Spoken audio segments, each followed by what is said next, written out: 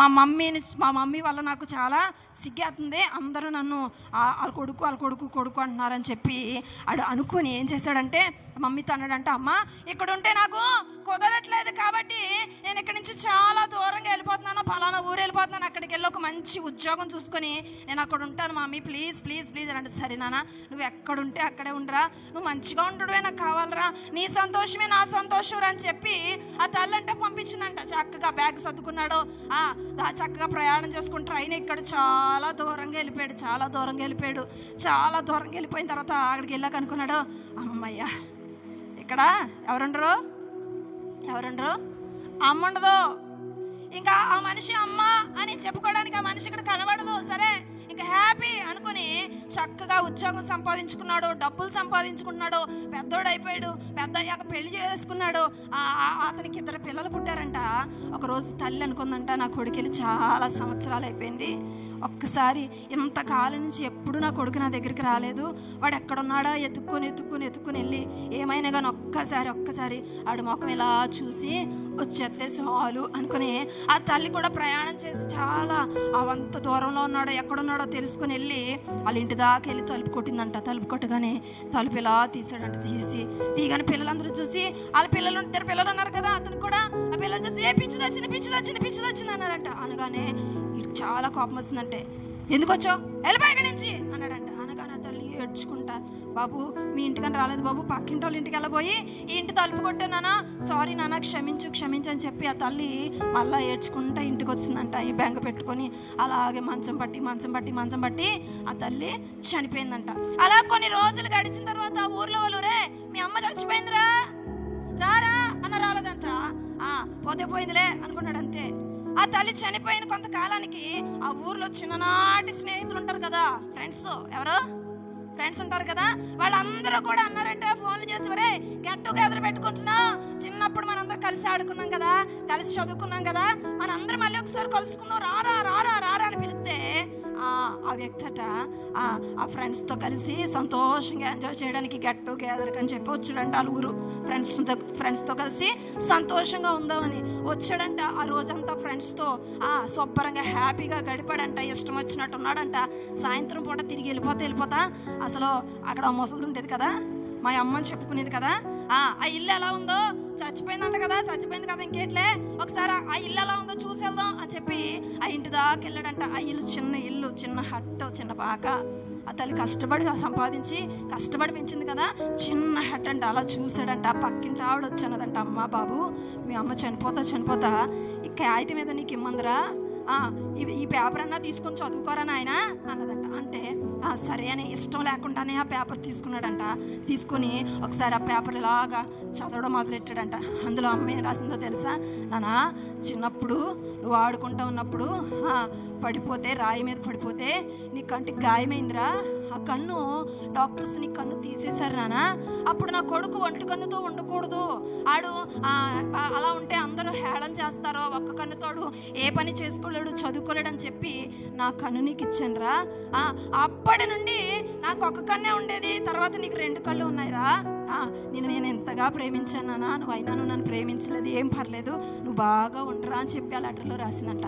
ఆ లెటర్ ఎప్పుడైతే చదివాడో హృదయం పగిలిపోయిందంట. అయ్యో ఈ సంగతి ఇప్పటి వరకు నాకు తెలియదే, అమ్మ నన్ను ఎంతగా ప్రేమించిందా, అమ్మ కన్నే నాకు ఇవ్వకపోతే నేను అమ్మ అన్నట్టుగానే గుడ్డోళ్ళగా ఉండేదన్నా, అందరూ నన్ను గుడ్డోడు అనేవరా, సమాజంలో నాకు హేళన లేకుండా నాకు అవమానం లేకుండా ఉండడానికి నా కోసం నా తల్లి అస్థితిలోకి వెళ్ళిపోయిందని చెప్పి ఏడ్చి పశ్చాత్తాపడి చాలా కుమిలిపోయి దేవుని సన్నిధిలో, తండ్రి యేసయ్య నా తల్లిని నేను నిర్లక్ష్యం చేశాను, ఆయన నన్ను క్షమించు అని దేవుని సన్నిధిలో ప్రార్థన చేశాడంట. ఈరోజు మనం నేర్చుకోవాలా, ఒక తల్లి ఆ చంటి బిడ్డను ఎంతగా ప్రేమించిందంటే, నాకు లేకపోయినా పర్లేదు నా కొడుకు ఎలా ఉండాలి మంచిగా ఉండాలా, నా కొడుకు బాగా ఉండాలా అని చెప్పి తన కన్ను కూడా తల్లి కొడుక్కి ఇచ్చేసింది కదా. యేసయ్య తల్లి కన్నా ఎక్కువగా మనం ప్రేమించే దేవుడైన ఆయన ఎంతగా యేసయ్య మనం ప్రేమించారు అంటే, సిలువ మరణం పొందినంతగా ఆయన నిన్ను నన్ను ప్రేమించిన దేవుడైన, నీ కోసం నా కోసం ఆయన ఆ కలువరి సిలువలో వేలాడబడి యేసయ్యకి చేతుల్లో మేకులు, కాళ్ళలో మేకులు, పక్కలో బల్లెపోటు, తలపై ముళ్ళ కిరీటం, వాళ్ళంతా కూడా భయంకరంగా దున్నబడినట్లుగా చీల్చబడిపోయింది. యేసయ్య శరీరం అంతా నలిగిపోయింది. ఎందుకో తెలుసా? నిన్ను నన్ను ప్రేమించి మన పాపాల కొరకు యేసయ్య తన ప్రాణాన్ని మన కొరకు అర్పించారు. యేసయ్యే శిలువ మరణం పొందకపోతే ఇప్పటి వరకు నువ్వు ఆడిన అబద్ధాలకి, నువ్వు చేసిన దొంగతనాలకి, నువ్వు మమ్మీ డాడీ మీద చేసిన తిరుగుబాటుకి ఎప్పుడో నీకు నాకు శిక్ష పడాల్సిందే. కానీ మన శిక్ష యేసయ్య శిలువలో భరించి ఆయన శిలువ మరణం పొందినంతగా నిన్ను నన్ను ప్రేమించారు. మన తల్లిదండ్రుల కంటే ఎక్కువగా మనం ప్రేమించింది మన యేసయ్య. కాబట్టి ఈ యేసయ్య అంతగా మనం ప్రేమించిన యేసయ్యకి తప్పక మన హృదయంలో చోటు ఇవ్వాలి. మమ్మీని డాడీని ఎంత ప్రేమిస్తామో అంతకంటే ఎక్కువగా కూడా కనబడే మమ్మీ డాడీని ప్రేమించమా? ఆ అలరోడ్లాగా ఎవరైనా ఉన్నారా? ఎంతమంది ఉన్నా ఎంతమందిలో మమ్మీ అంటే బాబోయ్ అన్నవాళ్ళు ఎవరైనా ఉన్నారా? డాడీ అంటే బాబాయ్ అన్నవాళ్ళు ఎవరైనా ఉన్నారా? ఒకవేళ అలాంటి మనసుతో ఎవరైనా ఉన్నారనుకో, అమ్మని అమ్మ అని చెప్పుకోవడానికి సిగ్గుపడిన వాళ్ళు, డాడీ డాడీ అని చెప్పుకోవడానికి సిగ్గుపడిన వాళ్ళు కొంతమంది ఉంటారు. బాగా మమ్మీ డాడీ కష్టపడి మంచి మంచి కార్పొరేట్ స్కూల్స్లో చదివిస్తూ ఉంటారు. షూ వేసుకొని, బ్యాగులు వేసుకొని, మంచిగా రెడీ అయ్యి పెద్ద పెద్ద బస్సులు ఎక్కి స్కూల్కి వెళ్తూ ఉంటారు. వాళ్ళ మమ్మీ వాళ్ళు చాలా పేదగా ఉండి అలా ఉన్నారనుకో, మమ్మీ అని చెప్పుకోవడానికి సిగ్గుపడిపోయిన వాళ్ళు ఉంటారు కదా. కానీ దేవుని పిల్లలుగా నీవు నేను తల్లిదండ్రులను ఏం చేయాలి? ప్రేమించాలి, గౌరవించాలి. అన్నిటికన్నా ముఖ్యంగా తల్లి కంటే ఎక్కువగా మనం ప్రేమించి మన కొరకు ప్రాణం ఇచ్చిన యేసయ్యని ప్రేమించి నిత్యము మన హృదయంలో యేసయ్యని దాచుకోవాలి. ఆయనకి మన హృదయంలో చోటు ఇవ్వాలి. ఆయన ఎంతగా నిన్ను ప్రేమించారంటే శిలువ మరణం పొందినంతగా ప్రేమించారు. ఇప్పుడే పాడాం కదా. ఏం పాట అన్నయ్య పాడిచ్చారు? ఏం పాట అక్కలు పాడారు? యేసయ్య చాలా చాలా మంచోడు ఆయన కదా. ఎంత మంచోడు అంటే చాలా చాలా మంచోడు. ఎందుకు అంటే శిలువ మరణం పొందినంతగా నేను ప్రేమించాను. నువ్వు పొందవలసిన దెబ్బలు, నువ్వు పొందవలసిన ఉమ్మువేతలు, నువ్వు పొందవలసిన గాయాలు, ఇవన్నీ కూడా నీ కొరకు నా కొరకు యేసయ్య భరించారు కనుక శిలువ మరణం పొందినంతగా ప్రేమించిన యేసయ్యని ఏ ఒక్కరు కూడా నిర్లక్ష్యం చేయకూడదు. యేసయ్యని ప్రేమించే వాళ్ళు ఏం చేయరు? యేసయ్యని ప్రేమించే వాళ్ళు ఏం చేయరు? పాపం చేయరు. యేసయ్యని ప్రేమించే వాళ్ళు ఏం చేయరో చెప్పనా? దేవుని మందిరాన్ని నిర్లక్ష్యం చేయరు. ప్రతి సండే స్కూల్కి వస్తున్నారా? నువ్వు సండే స్కూల్కి ఎందుకులే అమ్మతో కలిసి చర్చికి వెళ్తాంలే అనుకున్నావంటే నువ్వు సరిగ్గా యేసయ్యని ప్రేమించినట్లే. అమ్మలతో కలిసి ప్రతి ఆదివారం ఆరాధనకు వస్తున్నారా? ఒరే ఇక్కడ కూర్చున్న వాళ్ళందరిలో మైకల్ జాక్సన్ ఎంతమంది తెలుసు? మైకల్ జాక్సన్ వాళ్ళందరికి తెలిసేటండి. మైకల్ జాక్సన్ తెలుసా? ఏం చేసేవాడండి? అయ్యో బాబు, డాన్స్ చేసేవాడంట. అసలే మైకల్ జాక్సన్ డాన్స్ చేసేవాడంట. ఏం చేసేవాడు కదా బాబు? ఎలా తెలిసింది బాగా డాన్స్ చేస్తాడని తెలిసిందా? మైకల్ జాక్సన్ కోసం ఒక మాట చెప్పనా? మైకల్ జాక్సన్ వాళ్ళ మమ్మీ డాడీ అంట చాలా భక్తి కలిగిన వాళ్ళంట. వాళ్ళ మమ్మీ డాడీ మంచి ప్రార్థనా పరులంట, మంచి భక్తి కలిగిన వాళ్ళంట.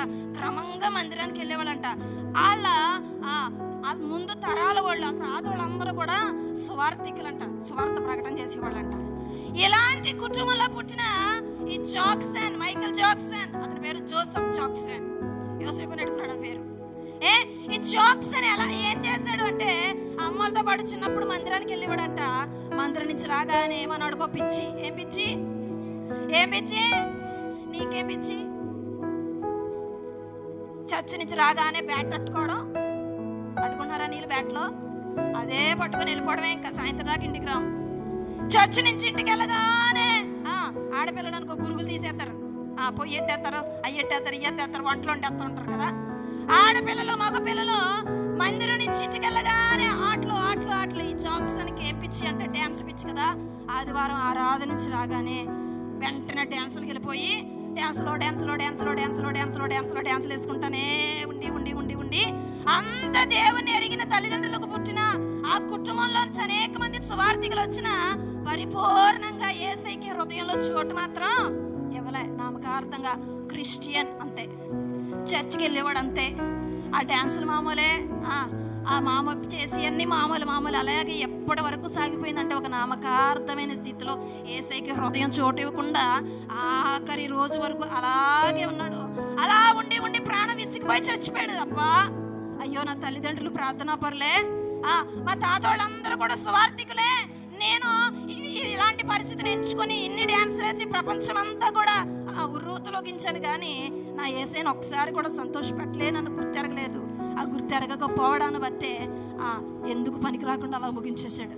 ఎన్నో సంపాదించుకున్నా యేసయ్య మాత్రం అతనికి లేకుండానే అయిపోయింది అతని జీవితం. దేవుని పిల్లలారా, ఇది నన్ను యేసయ్య మీతో మాట్లాడుతున్న మాట ఏంటో తెలుసా? యేసయ్య నీ కొరకు శిలువ మరణం పొందారు. యేసయ్య శిలువ మరణం పొందినంతగా నిన్ను ప్రేమిస్తున్నారు కనుక ఈరోజు వెళ్తా చెప్పాలా, యేసయ్య నా హృదయంలోకి రండి, యేసయ్య నాతో రండి, యేసయ్య నాతో ఉండండి, యేసయ్య నేను నీ కొరకు బ్రతుకుతాను యేసయ్య ఒక్క మాట చెప్పి మనం దేవుని పిల్లలంగా యేసయ్యని కలిగి ముందుకు సాగే వరకు ఉందాం. దేవునికి స్తోత్రం. కొద్ది మాటలు వేసి దీవించును గాక.